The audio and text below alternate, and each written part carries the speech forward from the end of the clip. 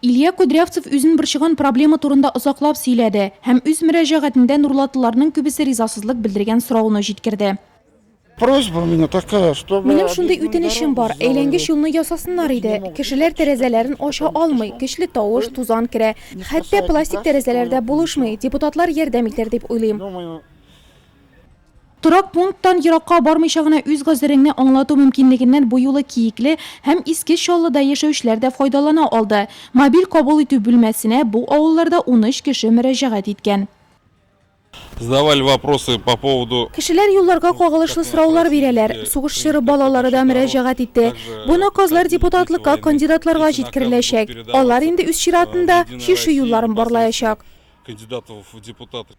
Нурлатылар наказларын җыю дәвам итә. 7 сентябрьдә Бердәм Россия партиясының мобиль кабул итү бүлмәсе Багдашкино, Якушкино, Фома авылларында эшләячәк.